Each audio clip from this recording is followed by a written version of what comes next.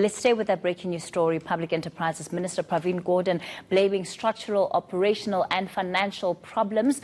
This is for Eskom's problems. He was briefed the Parliamentary Committee earlier. ENCA's Annika Larsen is in Parliament, joins us now. Annika, good afternoon. You were the one who brought us the story of the extent to which the financial crisis gripping Eskom really is. How much detail or further detail did the Minister provide before MPs today?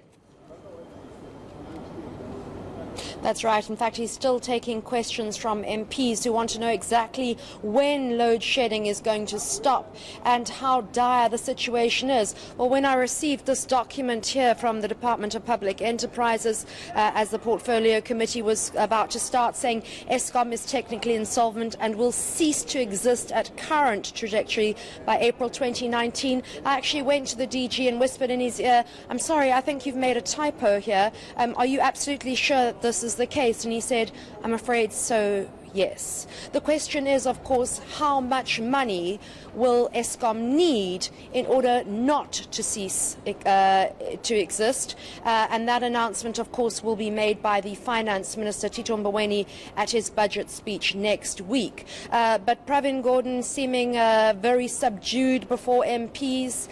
He said he apologizes to the nation. He's, of course, very sorry. But here's the bottom line. He said money mismanagement, malfeasance, and getting rid of good people and putting incompetent people in place instead has really damaged Eskom, and now we are seeing the cumulative effects. This is the fallout. Annika, all of those reasons are issues that energy experts, analysts, reporters that have been looking at the Eskom story in depth, those are the issues they've been raising over the last couple of years. So as it stands, where we find ourselves in a crisis, was it not anticipated at all, given the amount of work that has been put into Eskom, the war rooms, the plans, the turnaround strategies? Why is this only coming out now?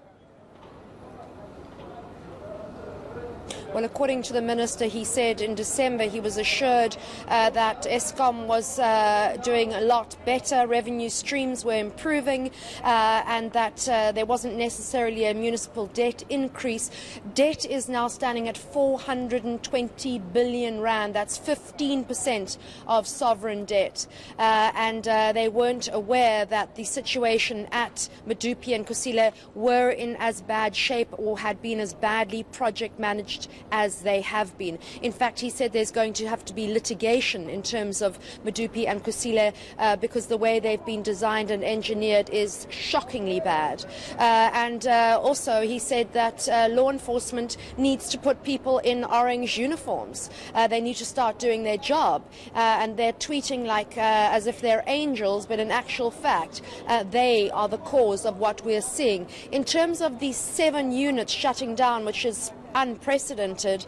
He said he'd had a 6-hour meeting and spoken to engineers, and the understanding that he got was in one case oil and water had mixed in one chute and that had caused some sort of meltdown, and in another case somebody was using a cell phone where they were not permitted to because the signal interferes with the massive fans in that area.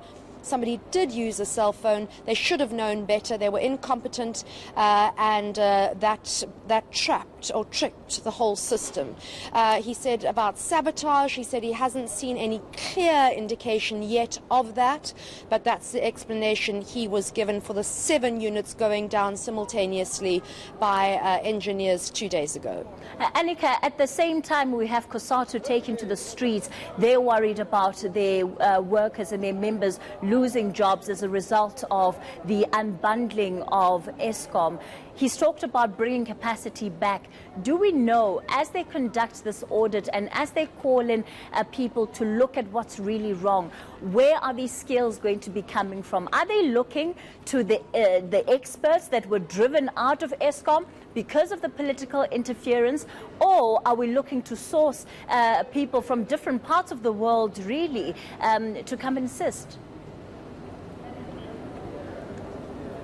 Yes, that's a good question. I mean, if you look at 2009, there were 30,000 people working at Eskom. There are now about 48,000, and much of that revenue stream that they do make is paying for bonuses, it's paying for those salaries. So they have a bloated parastatal here, and they are going to have to make job losses as well as increased tariffs. That's the reality. You're looking at increased tariffs and job losses. The unions are going to push back. The EFF is going to push back, saying that this unbundling plan is all just a massive project to enrich a few people. But in actual fact, so many people and good engineers left Eskom because of the toxic environment and the fact that they just couldn't stand to watch the corruption take place any longer. A lot of them have gone to Indonesia and the Philippines. They've been taken up, left South Africa and emigrated there with their families. There is a call for those people to please come back, and there's also a core of Italian engineers who are world experts who are coming here as soon as possible to take a look at what's happening structurally and staffing-wise, and to try and tell them exactly what is going on. All right, well, we'll certainly wait and see how that process goes and whether it will yield any better results than those that we've had in the past. Annika Larsen is on that story for us. Well,